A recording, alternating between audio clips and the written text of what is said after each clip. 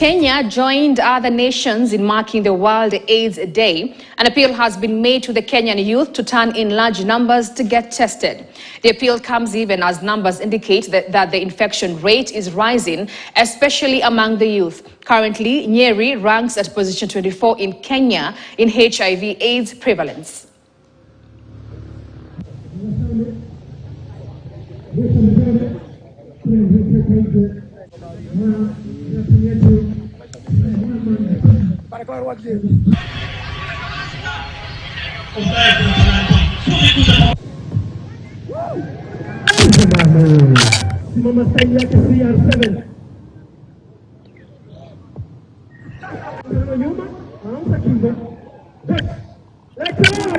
We need to do something.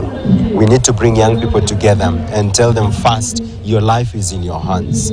We know that back in the day we would tell young people, please abstain or use protection. But the fact is that young people today are very active. They are very sexually active.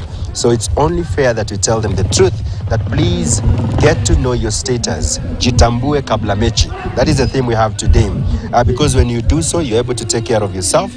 You're able to take care of your partner if you're in a relationship. And so this gives you the morale. This gives you the passion to keep going. Of course, the numbers, as we have seen, as they have been reported, is something that keeps worrying all of us. But if we come together, then we're able to empower young people.